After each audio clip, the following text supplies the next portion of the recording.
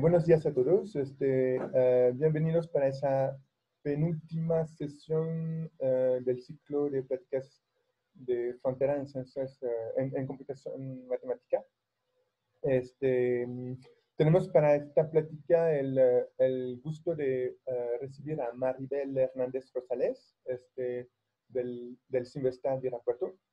Voy a leer como una pequeña biografía de ella. Maribel estudió la licenciatura en Ciencias de la Computación en la Facultad de Ciencias de la UNAM. Realizó su doctorado en la Universidad de Leipzig con una beca de Max Planck Institute for Mathematics and Science. Llevó a cabo 2 estancias postdoctorales en Alemania y luego en Brasil. Desde 2014 a 2020 fue investigadora en el programa de cátedras CONACYT en el Instituto de Matemáticas UNAM Juriquilla. Y desde abril de 2020 se integró como profesora investigadora en el Departamento de Ingeniería Genética del CIMBESTAR Unidad de Irapuato. Es responsable del Laboratorio de Bioinformática y Redes Complejas. Actualmente es secretaria de la Red Mexicana de Bioinformática y forma parte del Core Board de la Red Iberoamericana de Inteligencia Artificial para Big Biodata. También es miembro del Editorial Board del Journal of the Royal Society Interface. Ha participado en programas STEM como 1000 Girls, 1000 Futures de la New York Academy of Sciences. Entonces, muchas gracias, Maribel, para aceptar nuestra invitación y adelante con tu plática. Sí, muchas gracias, Jan Bernard, primero por la invitación. Es la primera vez que tengo el gusto de presentar en CIMAT y la verdad tenía ilusión de poderlo hacer presencialmente, pero espero que esto sea un parteaguas para futuras colaboraciones con ustedes. Voy a compartirles mi pantalla. ¿Dónde quedó? Aquí está. Okay. ¿Lo ven? ¿Ustedes lo ven? Yo no lo veo. Todavía no. A ver, no sé qué pasó. Voy a dejar de compartir y voy a buscar el archivo porque no sé por qué me desapareció. Ahí está. Ok, ahora sí. Voy a compartir. Otra vez. ¿Ahora sí lo ven? Listo, sí. Ok. Entonces, hoy les voy a hablar de un trabajo que vengo desarrollando desde mi trabajo de doctorado y postdoctorado, y bueno, actualmente también continúo con ese trabajo, que se trata sobre la reconstrucción de historias evolutivas de grandes familias de genes utilizando teoría de grafetas. Entonces, primero como introducción, pues me gustaría decirles que los organismos que ahorita conocemos, o sea, como son plantas, hongos, animales, pues todos cuentan con un código genético, ¿no? Y en la actualidad lo que conocemos Hola. Hola. ¿Qué tal? ¿Qué tal? Bien. Como este código genético, pues conocemos así, todos hemos escuchado del genoma, ¿no? Entonces, todos los organismos que conocemos en la actualidad, o las especies que conocemos en la actualidad, tienen un genoma, ¿no? Y un genoma, digamos, vamos a entenderlo aquí, pues como un conjunto de genes. Este conjunto de genes es, pues, diferente para cada organismo. Y pues algunos genes son compartidos, o sea, están compartidos entre los organismos pues, porque son heredados por alguna especie ancestral, ¿no? Pero ahorita digamos que lo que quiero es que vean que tenemos, o sea, especies que son existentes y que cada una tiene, pues digamos, veámoslo como la especie como una bolsa de genes, ¿no? Que ese es su genoma. Entonces, estas especies evolucionaron, digamos, de una manera como un árbol. Siempre decimos como un árbol, donde había un ancestro común. Teníamos un ancestro y este ancestro en algún punto divergió en nuevas especies y se crearon 2 nuevas especies. Este ancestro pues puede volver a divergir y generar dos nuevas especies. Y estas especies pues, que se van generando a partir de un ancestro común, pues al mismo tiempo tenían un genoma, ¿no? Y ese genoma, pues también, o esos genes también se van heredando a las nuevas especies, ¿no? Este árbol que como lo estoy como mostrando aquí, digamos que de alguna manera delinea o describe la evolución de un conjunto de especies, ¿verdad? Pero lo que sucede también es que pues al mismo tiempo que las especies van divergiendo y van evolucionando, también sus genomas, ¿no? van evolucionando. Entonces, si podemos verlo más de cerca, pues podemos ver que también había algún gen ancestral y ese gen, cuando divergieron las especies, cuando se genera un evento que nosotros le llamamos de especiación, que es cuando se generan dos nuevas especies, pues ese gen se hereda a las dos nuevas especies, ¿no? También tenemos otros eventos evolutivos que les ocurren a los genes y que, bueno, en particular la manera en que lo describimos esa evolución de esos genes, pues de los genes, es también como un árbol, ¿no? Y este árbol está como fusionado, como dentro del árbol de especies, ¿no? Que es este que está aquí. Entonces, en los eventos de la evolución de los genes, pues son muchos, son variados, ¿no? Uno lo que les decía es la especiación. O sea, la especiación se refiere, de hecho, a las especies, son las especies las que se divergen y generan dos nuevas especies, pero ese evento es muy importante porque lo que hace es que los genes que estaban en ese momento en la especie ancestral son heredados a las dos nuevas especies, ¿no? También hay otros eventos, como es la duplicación de genes, entonces puede pasar que había un gen en una especie y pues que esta especie necesitaba de una nueva función y pues generó un nuevo gen, o sea, hay un gen que se duplica, se genera un nuevo gen y sabemos que ninguna especie necesita como de dos genes que hagan la misma función. Entonces, normalmente lo que pasa en genómica es que y durante la evolución es que la nueva copia de ese gen pues va a desarrollar una función, una nueva función que le confiere alguna ventaja a la especie en cuestión. Hay otros eventos como son los de transferencia horizontal de genes, que ahorita pues se conoce que es un evento muy, muy conocido, sobre todo entre bacterias. Entre bacterias se conoce, pues es como el clásico que hay transferencia de material genético entre bacterias de la misma especie o incluso entre bacterias de diferentes especies que las hace resistente, por ejemplo, a antibióticos, pero también las puede hacer resistente a muchas otras cosas, ¿no? Y esta transferencia, pues, también se da entre especies diferentes, ¿no? O sea, se puede dar entre, por ejemplo, hongos y plantas. Ya se conoce, por ejemplo, que algunos cánceres se han generado por infecciones bacterianas. Entonces ya se han encontrado células cancerígenas que tienen en su material genético, en su ADN, ya se han encontrado inserciones de material genético de bacterias que generaron una infección y que esa infección pues terminó en algún tumor, ¿no? También hay pérdidas de genes, o sea, hay genes que pues ya no necesitan ciertas especies durante la evolución y pues se van perdiendo.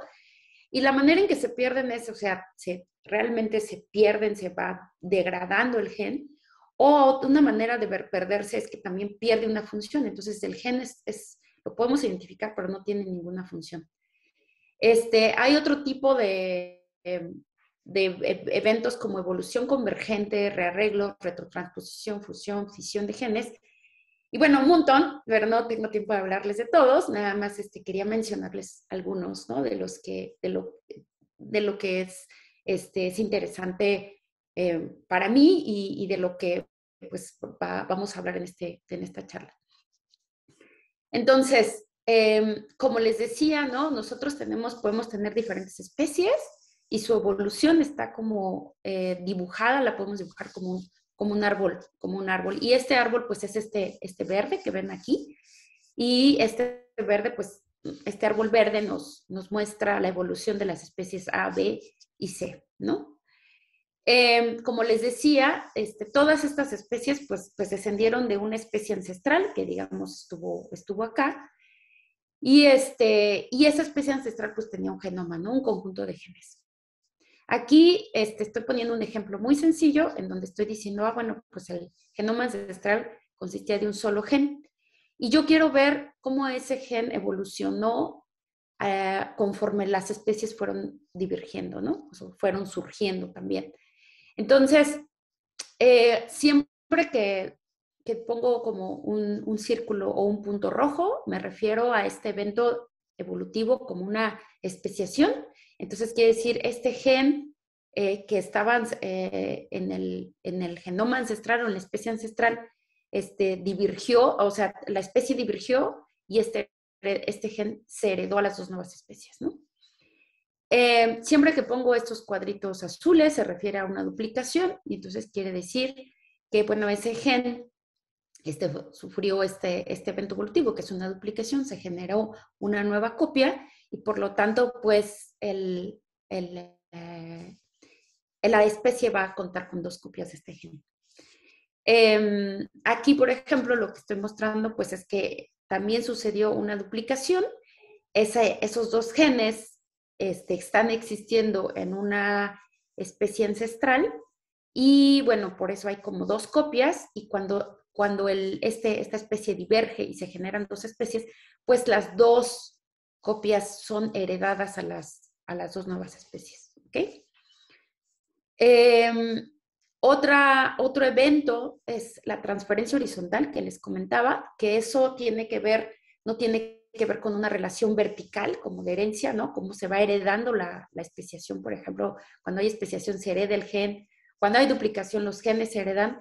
Este evento es horizontal, o sea, tiene que ver con especies que viven en el mismo momento y que pues el gen puede generar una nueva copia y transferírsela a una especie contemporánea, ¿no? Bueno, todos estos eventos evolutivos nos definen relaciones entre los genes y son relaciones, digamos, binarias, ¿no? Binarias y digamos, simétricas. Entonces, todos los genes que, digamos, descienden de un ancestro común, ¿no? Como aquí los estoy poniendo, el A1, A2, B1, B2, C1, C2, C3, todos descienden de un ancestro común, digamos, se conoce como una familia de genes, ¿no? Todos estos genes, pues, descendieron de un ancestro común, son una familia y al mismo tiempo se le conoce como que son genes homólogos, ¿no? Tienen, digamos, alguna homología, algún parecido entre ellos. Pero dentro de los genes homólogos existen diferentes tipos de relaciones. Una de las relaciones es la de ortología, que son los genes que se generaron vía especiación. Como les decía, o sea, estos eventos evolutivos definen una relación binaria entre pares de genes. Entonces, por ejemplo, A1 y B1 están definidos son genes ortólogos porque descendieron de un ancestro común vía una especiación, ¿no? La especiación fue lo que los generó y los heredó a las dos nuevas especies. Los genes parálogos son genes que se originaron vía una duplicación. Entonces, por ejemplo, estos dos genes, el C2 y el C3, se generaron vía una duplicación y por eso se les conoce a estos dos genes como genes parálogos, ¿no? Entonces, hay una relación binaria de paralogía entre C2 y C3. Los genes enólogos son genes que se generaron vía transferencia horizontal y, por ejemplo, B2 y C1, pues se dice que son genes enólogos porque fueron, digamos, generados por esta transferencia horizontal. Para saber qué relación hay entre cualquier par de genes, yo lo que voy a utilizar es la definición del ancestro común más reciente. Entonces, si yo tengo mi árbol de genes, que es que está pintado aquí adentro del árbol de especies, y yo tomo cualesquiera dos genes, entonces yo lo que voy a buscar es el ancestro común más reciente y voy a ver qué evento es ese. Y ese evento es el que me va a definir la relación entre ese par de genes, ¿no? Entonces, por ejemplo, si yo tomo A2 y C2, por ejemplo, entonces el ancestro común más reciente, si yo voy caminando en mi árbol, es ¿no? Es este evento, que es una especiación.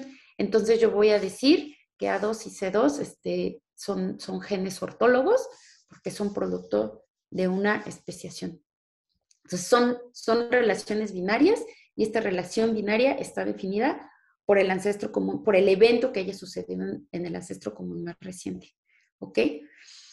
Esto que les estoy mostrando, pues se le define como una historia evolutiva verdadera, ¿no? Es cuando yo puedo conocerla, yo la dibujo, yo la conozco y yo puedo saber muy bien cuáles son las relaciones entre, entre cada par de genes.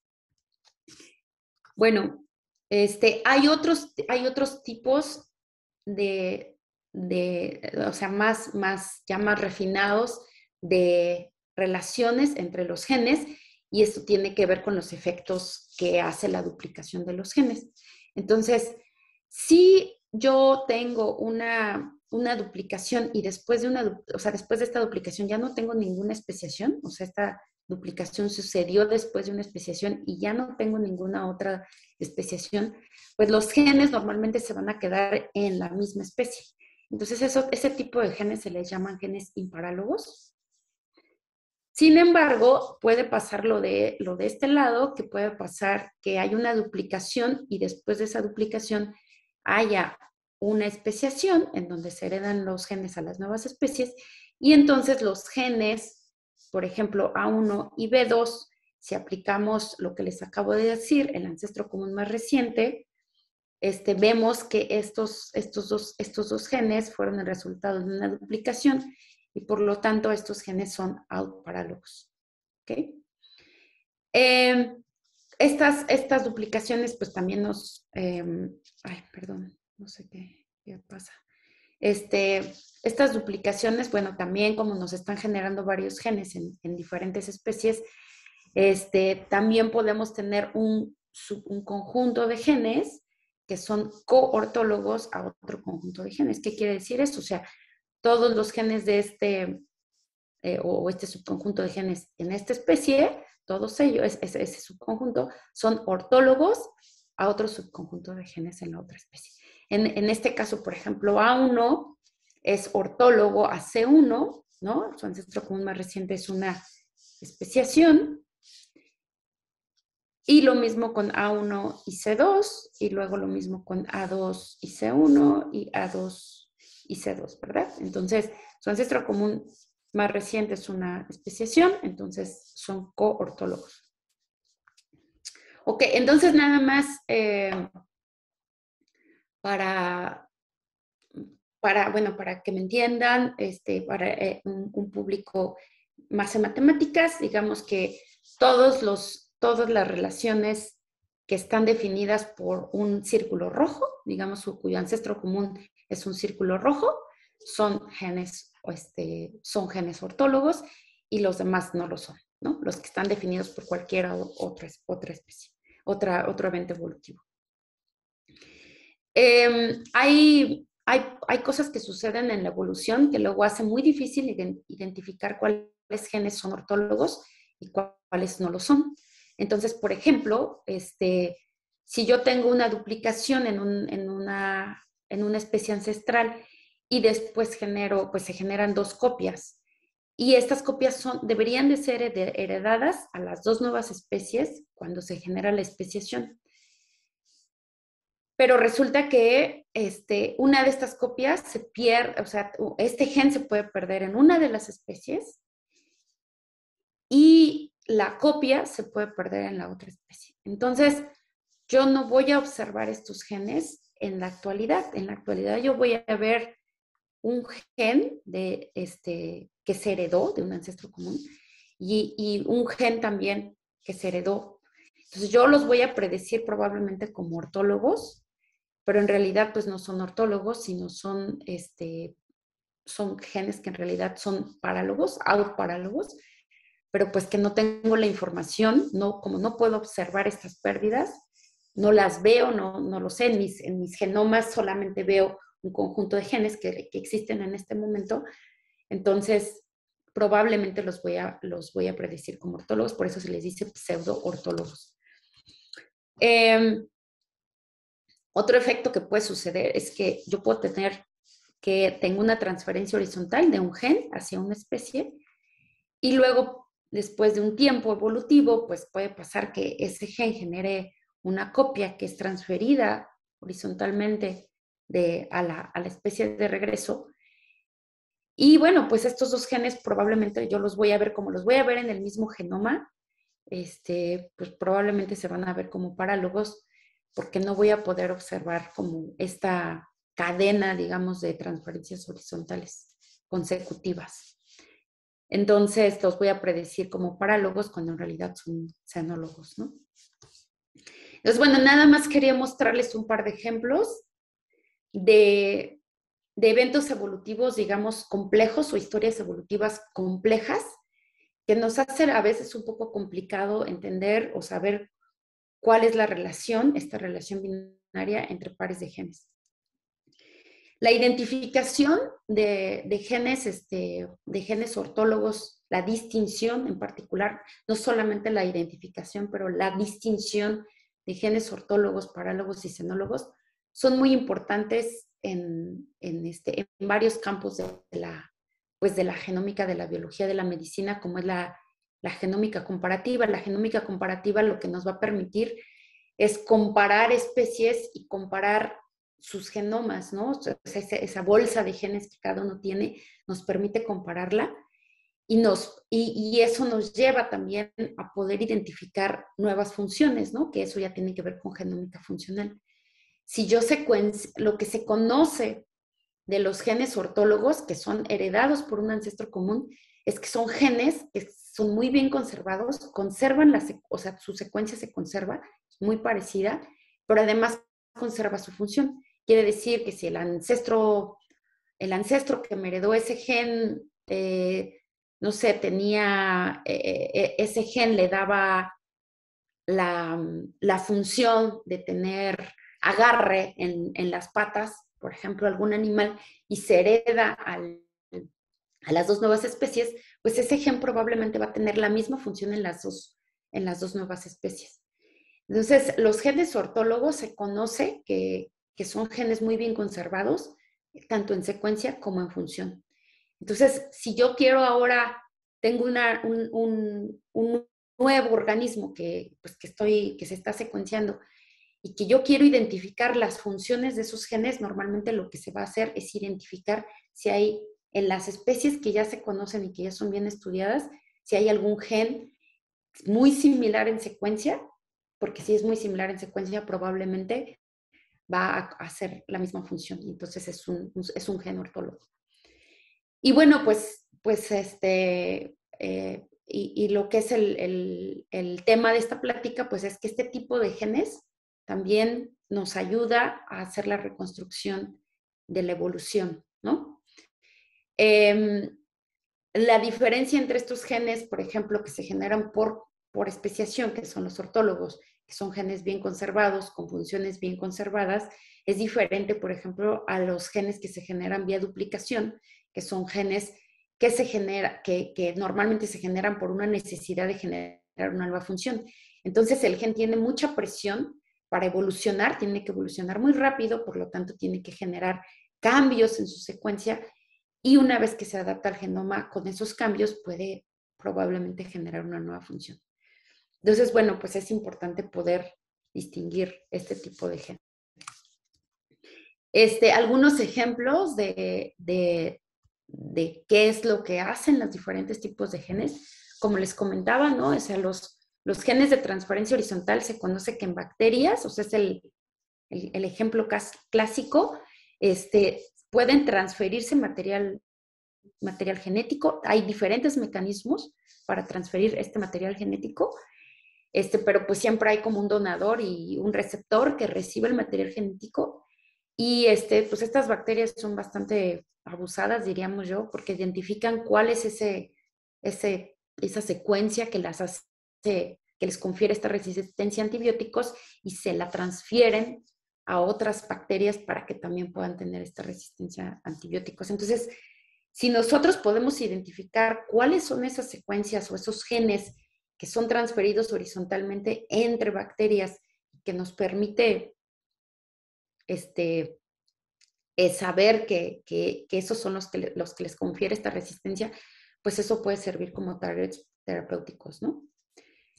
En cuanto a los genes parálogos, por ejemplo, lo que les decía, estos genes que se conocen como los beta y gamma actin, son genes que, aunque se generaron, o sea, vienen de un ancestro común, tienen una función bien diferente. Uno de ellos lo que hace es promover el crecimiento de tumores, mientras el otro gen lo que hace es reprimirlo, ¿no? Entonces, normalmente es interesante poder identificar, pues, estos genes parálogos que, aunque pueden ser de muy reciente creación y generados por una copia, por un ancestro muy reciente, pueden generar diferentes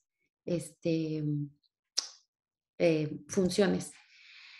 Y un ejemplo de los genes ortólogos, que era lo que les decía, son genes que han sido heredados por un ancestro común. Y, por ejemplo, nosotros tenemos un gen, que es el BRCA2, que bueno, es muy importante, juega un papel muy importante en el cáncer de mama. Ese gen está conservado también en Huitlacoche. Entonces, pues tenemos genes que compartimos con plantas, con bacterias, con animales, y este gen juega un papel en ambos organismos, tanto en el humano como en el huitlacoche. Tiene más o menos el mismo rol, que es el de la reparación del ADN y la recombinación. Y en el huitlacoche, además de eso, pues le confiere estabilidad al genoma, ¿no?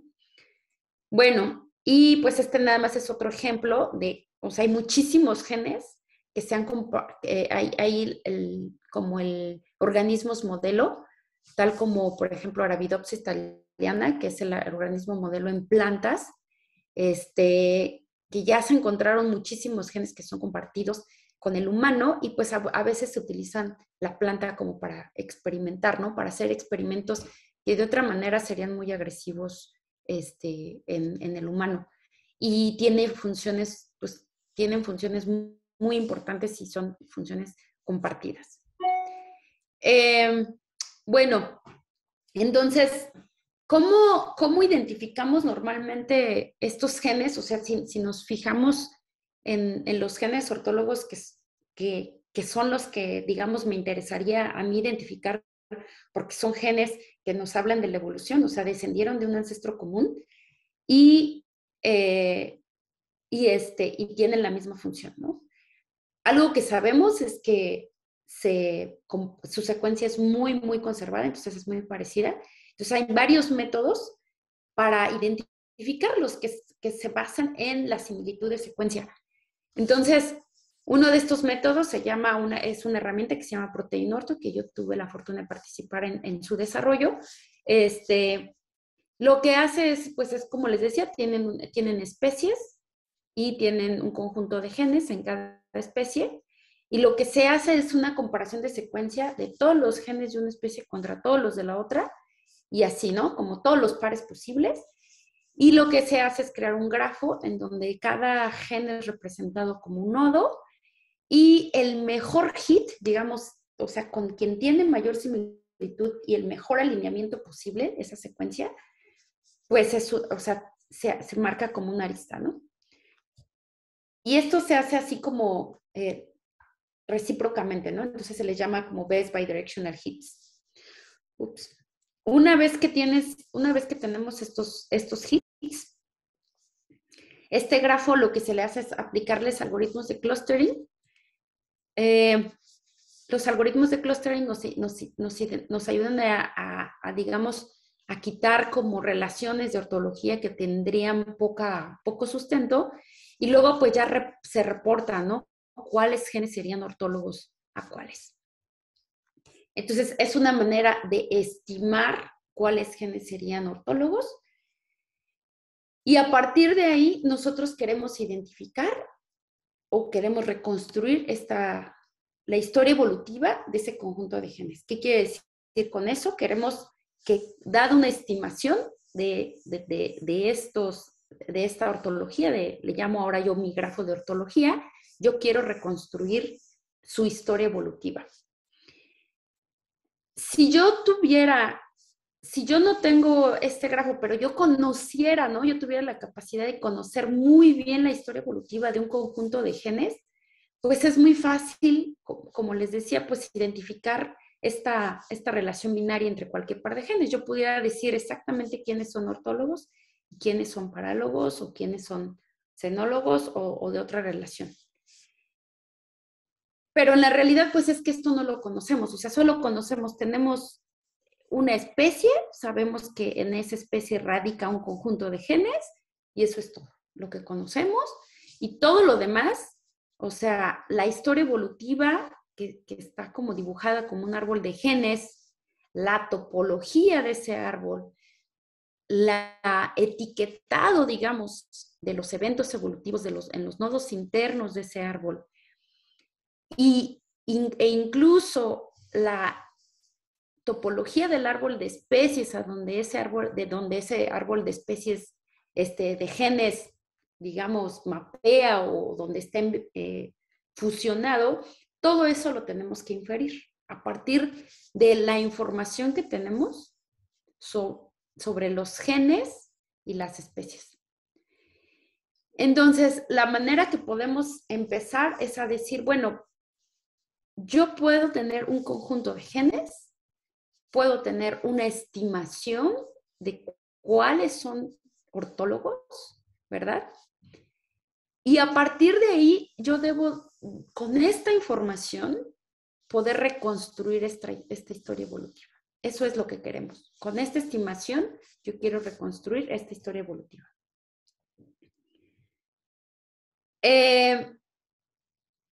Bueno, si yo tengo dos genomas, o sea, supongamos que tengo mi especie A o mi genoma A y un conjunto de genes, y mi especie B y un conjunto de genes, y yo hago una estimación con una herramienta como Proteinorto. Hay muchas otras herramientas, pero digamos que lo hago con Proteinorto, y me predice que estos son los genes que son ortólogos porque su secuencia es muy similar, ¿no? Entonces, a partir de ahí, yo debo de decir cuál es la historia evolutiva de estos 6 genes, ¿no? Tal vez no es tan complejo porque aquí nada más tengo una relación, digamos, tengo una relación entre genes de 1 a 1, ¿no? Entonces, yo puedo describir esta historia evolutiva pues de una manera bastante sencilla, así, ¿no? O sea, yo digo, bueno, esta es mi especie A, esta es mi especie B, y pues como el gen 1 de la especie A y el gen 1 de la especie B son ortólogos, pues seguramente descendieron de un ancestro común y ya, ¿no? Y luego el 2 con el 3 descendieron de un ancestro común y yo ya lo pude describir de una manera muy sencilla. Si yo tengo 3 genomas y 3 genes por cada uno de estos genomas y yo estimo otra vez cuáles genes pudieran ser ortólogos por su similitud de secuencia, ahora tengo este grafo, ¿no? Con un poquito de experiencia y observando y descomponiendo ese grafo, yo puedo reconstruir esta historia evolutiva que es congruente con este grafo, ¿no? Entonces yo puedo decir, bueno, pues por ejemplo el gen 1 y el gen 2 de A pues son parálogos y el 1 del A con el 1 del B son ortólogos, ¿no? Y así sucesivamente, y yo tengo, estos son como mis árboles de genes, y bueno, aquí ya se ve más o menos claro cómo se vería el árbol de especies.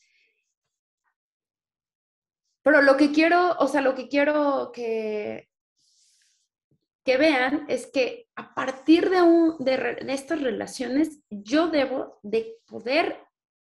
de existir un árbol o un conjunto de árboles que me describa cada una de estas relaciones que están aquí, ¿no?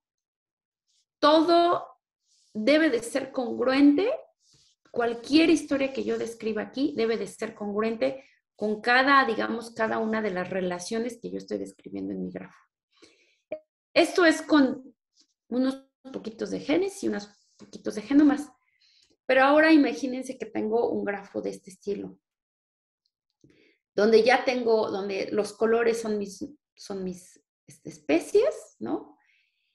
Cada nodo representa un gen y el gen tiene el color de la especie a la que pertenece, relaciones de ortología predichas. ¿Cómo reconstruyo la historia evolutiva a partir de este grafo? Y no solo eso, la pregunta es, ¿cómo sé que estos datos que yo estoy infiriendo o estas relaciones que están infiriendo existe una historia evolutiva que describe todas estas relaciones? ¿Qué quiere decir? Que yo debo de poder decir que existe un árbol de genes tal que siempre hay o sea, entre cualquier par de genes que tienen una arista, el ancestro común más reciente en ese árbol de genes siempre es una especiación. Eso es lo que yo debo de saber. Entonces, para poder yo saber si existe o no existe, yo necesito las características matemáticas que ese grafo debe de tener para que yo pueda reconstruir su historia evolutiva. Y esto es lo que yo quiero reconstruir, ¿no? O sea, dado este grafo, quiero conocer esta topología del árbol de especies, quiero reconstruir el árbol de genes dentro y además todos los eventos evolutivos que sucedieron ahí, ¿no? Durante la evolución de estas especies. Entonces, esto es un parte de uno de los resultados de mi trabajo de doctorado, que describimos cuál es la característica que deben de cumplir estos grafos. Y estos grafos deben de cumplir una cosa que que deben de ser cografos.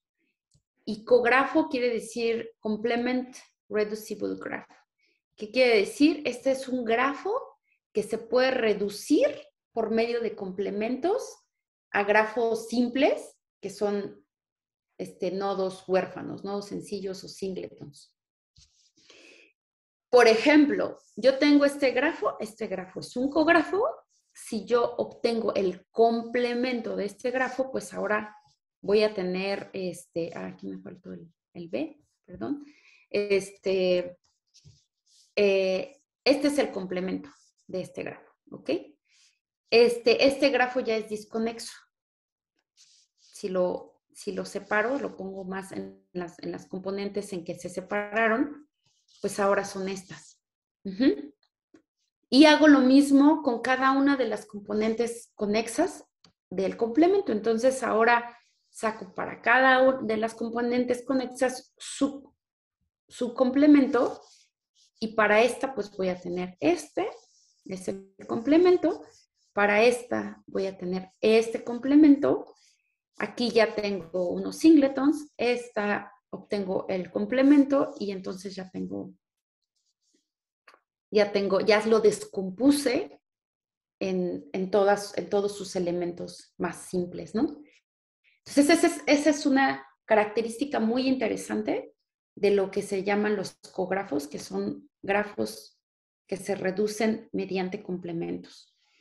Y el resultado que les estoy comentando es que un grafo de ortología que describe una historia evolutiva verdadera tiene que tener la propiedad de ser un cografo. ¿Por qué?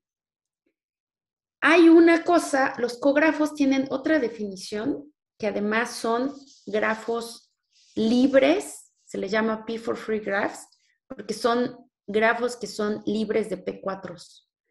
¿Qué es un P4? Es un camino en 4 vértices. Entonces, por ejemplo, este es un camino en 4 vértices y el complemento de un P4 es otro P4. En los cografos, cuando quiere decir que son P4-free graphs, quiere decir que cuando yo tomo cualesquiera 4 vértices del grafo y obtengo su grafo inducido, nunca voy a tener un P4. voy a tener cualquier otra conformación, pero nunca un P4. ¿Qué quiere decir? Que puede ser que tenga una arista aquí, o otra arista acá, o que esta arista no exista, o que esta arista no exista, pero nunca voy a tener este P4. ¿Ok? Y en las historias evolutivas, si nosotros jugamos un poco a simular historias evolutivas en donde yo genero una especiación y después de una especiación una duplicación y después de una duplicación pérdidas y especiaciones y eso, cuando yo genero todas las posibles historias evolutivas en 4 genes, y a partir de ahí yo genero los grafos de ortología, digamos, nunca voy a tener un P4. Nunca voy a poder generar con una historia evolutiva verdadera, nunca voy a poder generar un P4. Entonces, por eso es que estos grafos de ortología deben de cumplir con la propiedad de ser cografos, que son estos P4-free graphs.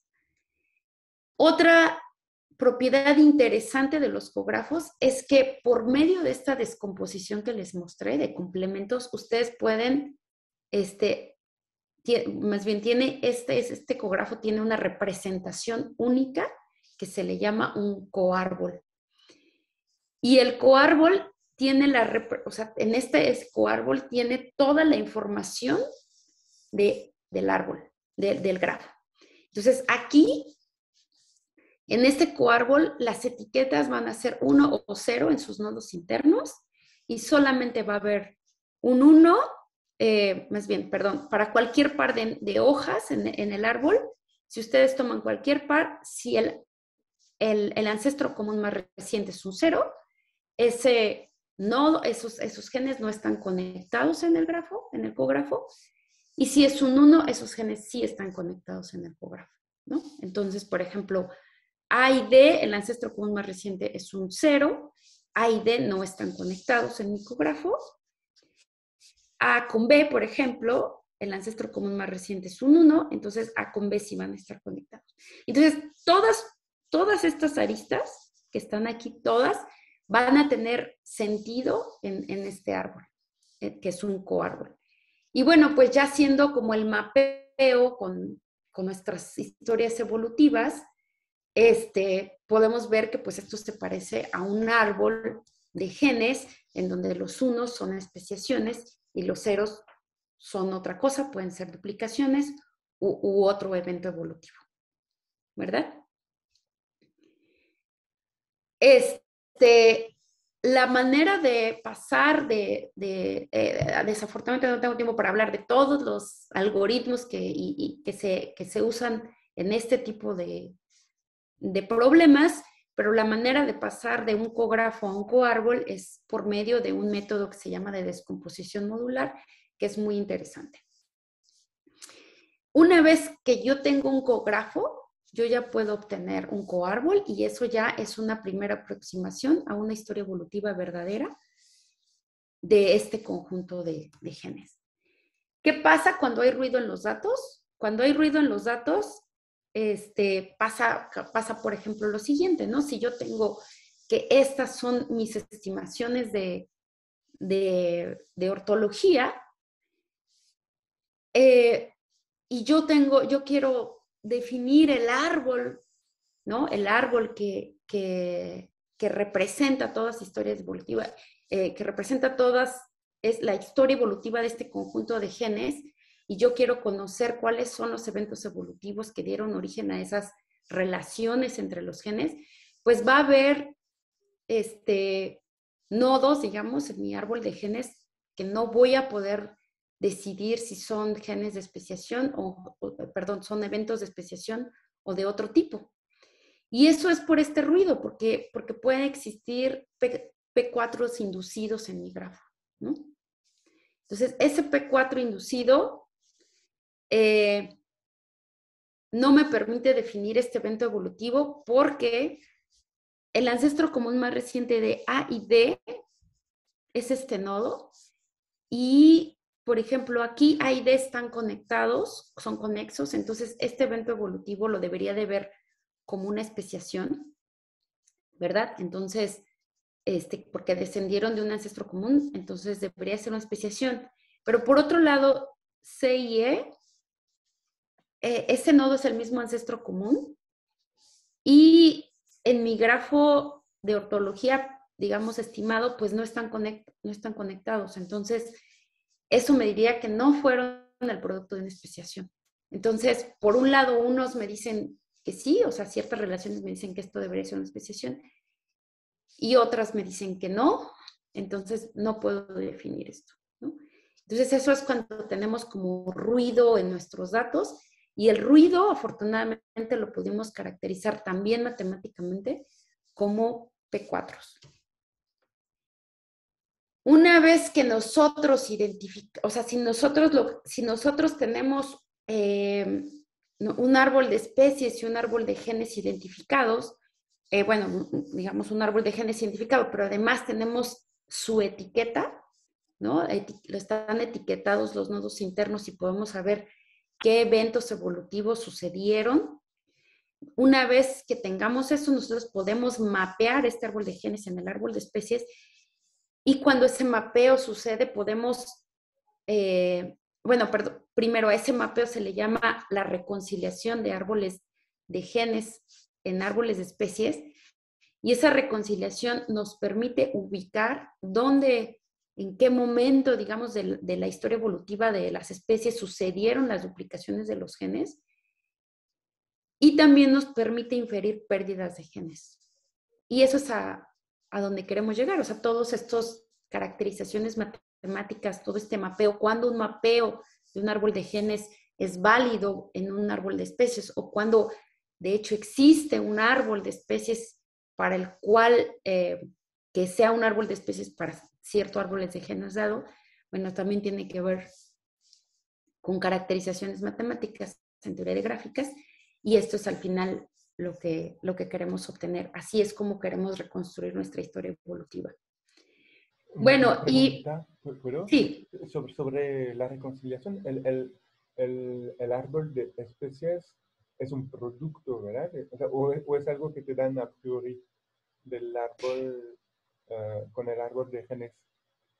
Eso puede ser, hay las dos opciones, o sea, Okay. muchas veces a veces los árboles de especies ya son conocidos, son bien estudiados, bien caracterizados, digamos, por los biólogos para cierto conjunto de especies, te lo pueden dar como entrada, digamos, y tú puedes decir, bueno, la historia evolutiva de mi conjunto de genes la quiero reconciliar con ese árbol de especies, perdón, y tú puedes ver si existe tal reconciliación, ¿no?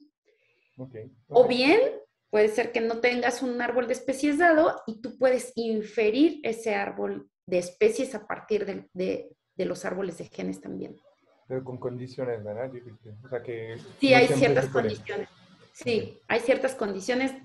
Eso es como otra charla, pero sí hay ciertas condiciones sobre el árbol de genes. De hecho, lo que se hace es descomponer el árbol de genes en tripletas, y hay ciertas como condiciones sobre esas tripletas para poder construir el árbol de especies. Ok.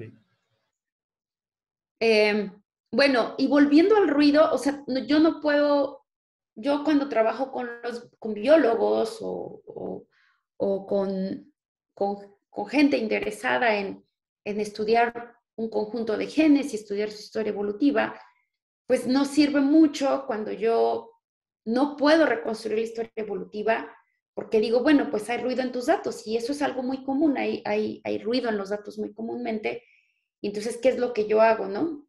Entonces, una cosa que hacemos es caracterizar ese ruido. ¿Cómo lo caracterizamos? Ya dijimos que aparecen como estos P4, pero además hay como otras estructuras matemáticas en teoría de gráficas que nos permite identificar más fácilmente esos P4. Y una de esas son estos grafos araña, le llamamos grafos araña, porque es un grafo que se puede partir, tiene una partición en 3 subconjuntos, que es el conjunto cuerpo, el conjunto patas y el conjunto cabeza. Y cada subconjunto cumple con ciertas características. El subconjunto cuerpo tiene la característica de todos los nodos del subconjunto cuerpo están conectados todos contra todos. Entonces quiere decir que es un clic o un grafo completo, el cuerpo, el subconjunto cuerpo. El subconjunto patas tiene la característica de que solamente es una función biyectiva entre el subconjunto patas y el subconjunto cuerpo, porque solamente una pata va a estar conectada a uno y solo un nodo del cuerpo para cada uno de los nodos, y el subconjunto cabeza son un subconjunto de nodos que están conectados a todos los nodos del cuerpo, pero a ninguno de las patas. Este tipo de grafo se le llama un grafo araña, y es un grafo araña flaco. Y el complemento de una araña flaco es una araña gorda. Entonces, bueno, me enfoco en los grafos araña flacos para mostrarles que todos los grafos araña tienen en 4 vértices, en donde hay por lo menos, en donde hay 2 patas, hay un P4 inducido, ¿no? Entonces, si yo me tomo cualesquiera 2 patas de aquí, de este grafo araña, y otros 2 vértices, pues voy a tener un P4 inducido, y también acá, ¿no? Por ejemplo, y también acá. A este tipo de grafos se les llama P4 sparse graphs, porque quiere decir que en 4 vértices, en cualquier 4 vértices, vas a tener a lo más un P4. La manera de editarlo es sencillo, digamos, o sea, yo corto todas las patas de la araña, las rompo, las patas de la araña, excepto por una, y entonces yo ya tengo un cografo.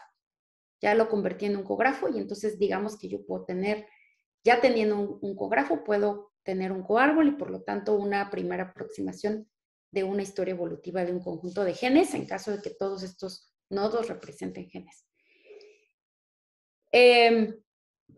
Para reconocer este tipo de grafos, publicamos un artículo, no lo traigo aquí, pero se puede reconocer muy fácilmente por su secuencia de grados, porque de hecho al artículo le llamamos como las arañas pueden ser reconocidas contando sus patas, como en la vida real, porque si yo cuento el número de patas de mi grafo, ¿qué quiere decir? Yo cuento el número de nodos de grado 1 y veo que tengo el mismo número de nodos de grado máximo y todos los otros nodos caen en medio de esos de grado. Yo solamente viendo la secuencia de grado, yo ya sé que tengo un grafo araña y yo ya lo puedo editar de una manera muy, muy sencilla.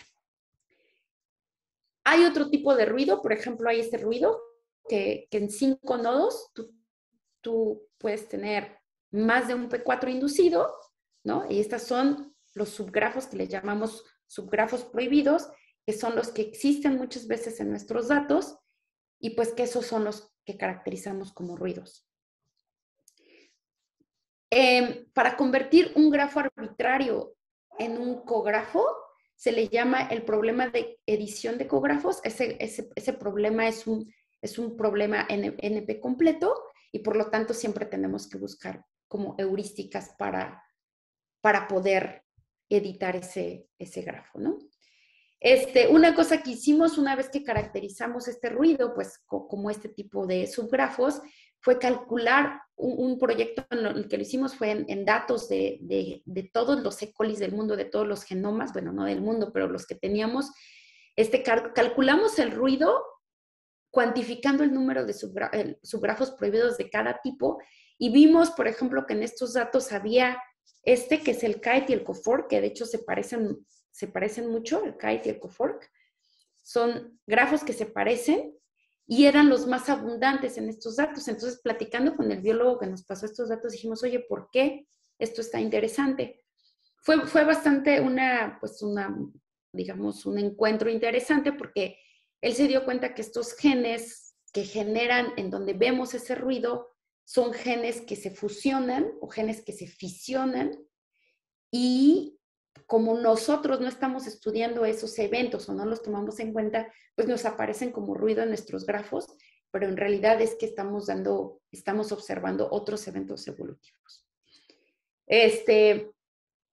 Otra cosa que les quería comentar es, nuestros grafos normalmente son muy grandes, ¿no? Entonces nosotros necesitamos buscar una manera de reducir, digamos, nuestro espacio de búsqueda y del ruido.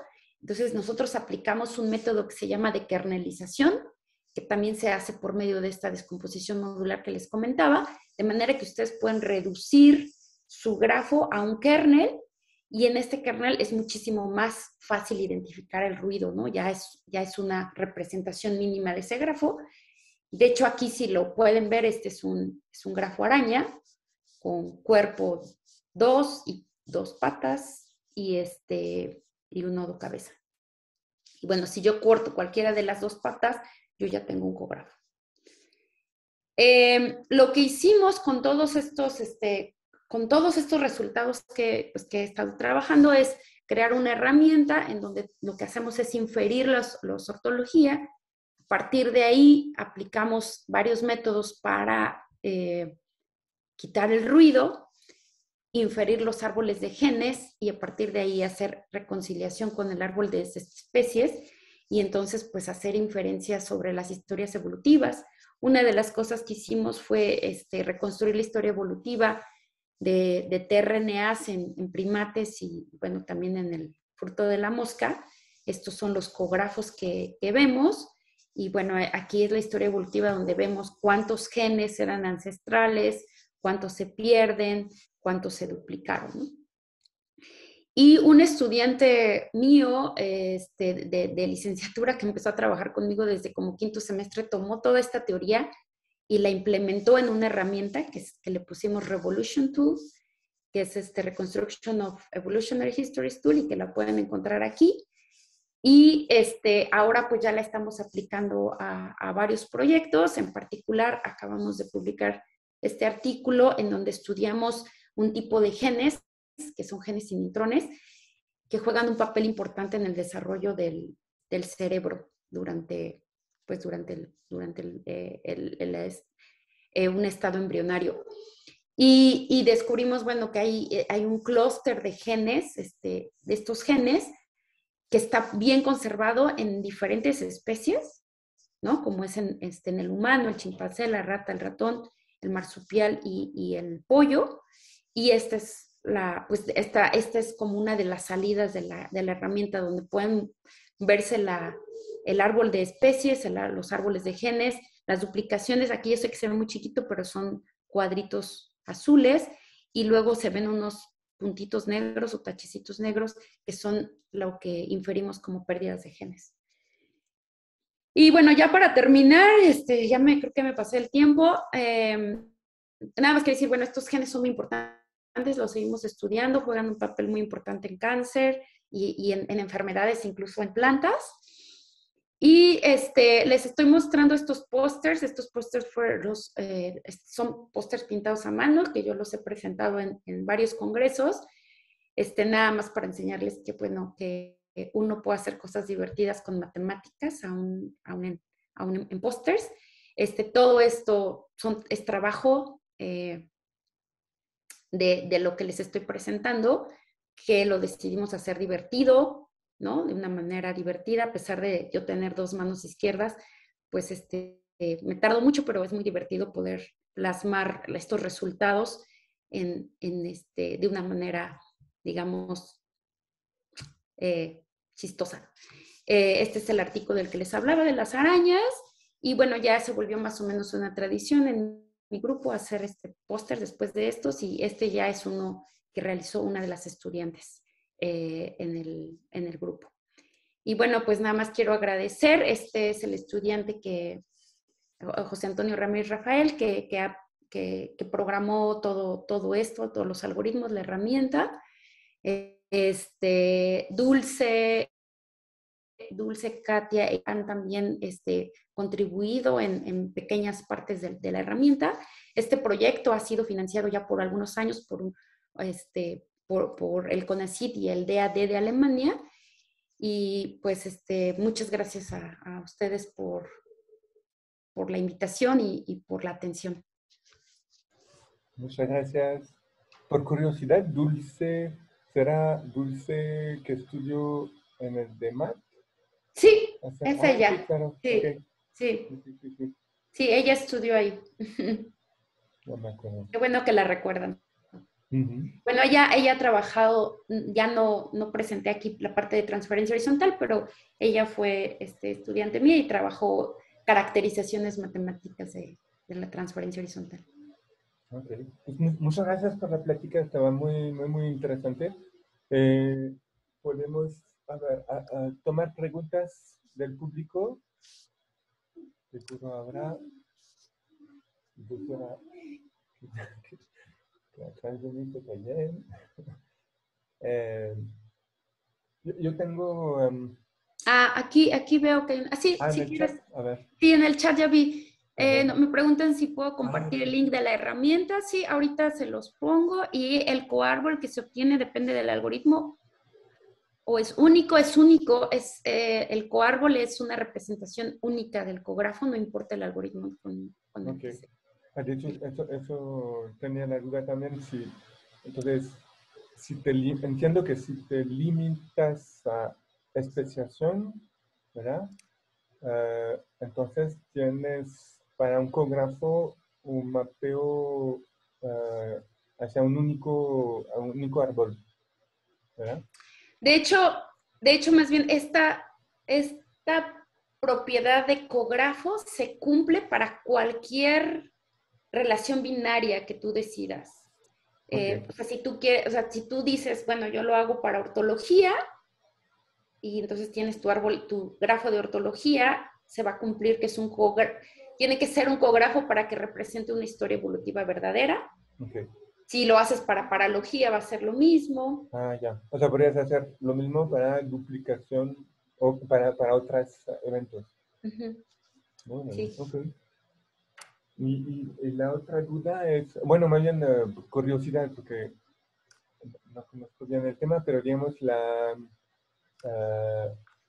imagino que en función, es lo que de hecho creo que decías en los acetatos de hacia el final, que para una composición de generado, a lo mejor ciertas antes, ciertas, hay más frecuencia, digamos, o en función del, no sé, de la Ah, base o algo así, o de la sí. sucesión de base, tal vez hay más frecuencia de tal evento evolutivo que de tal otro. Eh, bueno, más bien estás hablando de cuando encontramos, por ejemplo, este tipo de subgrafos prohibidos, esos son los que nos caracterizan el ruido en Exacto, nuestros sí, o sea, grafos. sí, ajá, sí, sí hay manera de como individualizar, entre comillas, los modelos de ruido por gene, parece, o Eh, familia de genes o algo así, no sé. Pudiera ser, o sea, sí pudiera ser que digamos que si tú cuantificas el ruido como cada uno de estos subgrafos, vas a tener más de uno que de otro. Y eso tiene que ver también con el tipo de organismo o conjunto de genes que estés estudiando. Como te digo, por ejemplo, en este subconjunto con bacterias de coli que veíamos, eso nos pareció muy raro, que es eso, porque hay demasiada frecuencia de este grafo en particular, que además es muy parecido. Eso nos dio pie a poder darnos cuenta de que hay otros eventos evolutivos ahí que nos meten ruido, porque no solamente estamos viendo ortología, pero en realidad estamos descubriendo que hay más cosas, ¿no?, que hacen los genes. Okay. Entre los asistentes, entonces tienen, intuitivamente también se siente súper, súper complicado porque o sea, la proporción para hacerse una idea, la proporción de los casos de ruido, o sea, ¿cómo lo llamaste? P4. Presencia de P4, ¿cierto? ¿Es algo que ocurre muy, muy, muy seguido? Ok. Sí, sí es común. Las heurísticas que nosotros utilizamos, aquí se los mostré como, pues, sin peso, ¿no? Grafos simples. Pero cuando ya tenemos grafos pesados, porque aquí en realidad cada arista tiene un peso y el peso es como, puede ser la similitud de la secuencia o qué tan probable es que esa secuencia, que esos genes sean ortólogos, dependiendo del método que utilices, ¿no? Entonces, como cada uno es, como es pesado, entonces cuando nosotros queremos eliminar el ruido, queremos quedarnos con las aristas de mayor peso, ¿no? Entonces intentamos cortar o quitar aristas de menor peso y de hecho una de las estrategias es ocupar el min cut. O sea, utilizamos el min cut para cortar aristas de peso mínimo, ¿no? Tenías un acetato donde enseñabas como bueno, primero habías enseñado como grafos elementales, digamos, y luego enseñaste como uno, entre comillas, real, pero ¿es de este orden de magnitud el número de nodos o es aún mucho más? Son muy grandes, pues podemos, o sea, cuando hablamos de grandes familias de genes, o sea, Okay. pueden, o sea, de hecho estamos hablando como de miles, ¿no? De miles de genes, o sea, cada genoma tiene como 20, el genoma humano tiene alrededor de 20,000 genes. Esos son genes codificantes, falta todavía los no codificantes, ¿no? Okay. Pero los codificantes son como 20,000. Las plantas tienen muchísimos más, ¿no? Y algunos hongos, por ejemplo, también tienen mucho más. Entonces, si tú quieres reconstruir la historia evolutiva de todos los genes de tu genoma, pues ya con que tengas 20 especies, que eso es algo que hacemos, pues tienes un montón de genes, ¿no? Tienes miles y miles o sea, cientos de miles de genes, ¿no? Entonces, sí, esas son las grandes familias de genes. Sí. ¿No tienen más preguntas? ¿El público? Arturo me mandó una pregunta que dice, cuando un gen se duplica o hace una especiación, ¿esto ocurre de manera aleatoria? No, yo no creo que ocurra de manera aleatoria. De hecho, eso es bastante interesante porque con historias evolutivas, bueno, hay como los que se le llaman los golden trees, ¿no? Los que están muy bien estudiados y eso.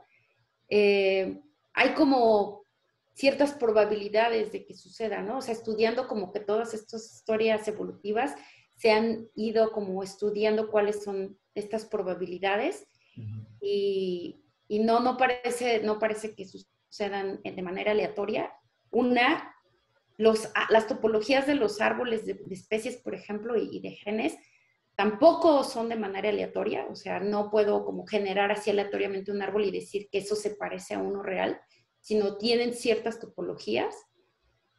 Y, y de hecho, como les decía, o sea, estos eventos ocurren cuando les confiere cierta ventaja a la especie, ¿no? La duplicación sobre todo, ¿no? Cuando se necesita una nueva función. La especiación, bueno, es cuando, eso también es un poco controversial en los biólogos, los que estudian filogenética, porque dicen, o sea, ¿cuándo realmente puedes decir que hay dos nuevas especies? Porque eso no es así como un punto, sino es como un tiempo, ¿no? Entonces, bueno, cuando ya se definen las dos nuevas especies, ya dice, bueno, pues estas son los genes que se heredaron. Pero sí, no son de manera aleatoria. Ok. ¿Hay más preguntas en el público? No, pues creo que sí. Pues agradeciéndote pues muchísimo por la plática, muy interesante. Espero, sí, como que cuando ya las cosas regresen a la normalidad, que a lo mejor te podemos invitar en presencial para un seminario en CIMAC. Y termino nada más agradeciendo a Marcela y a la AIA, la Alianza en Inteligencia Artificial, que por esta vez nos pasaron la licencia de Zoom para poder hacer la práctica. Y pues les doy cita para la semana próxima, el 10 de diciembre, para la última práctica del ciclo. Entonces, muchas gracias, Maribel. Muchas gracias a ustedes. Un placer. Hasta luego. Nos vemos. Nos Bye. vemos. Bye, Johan.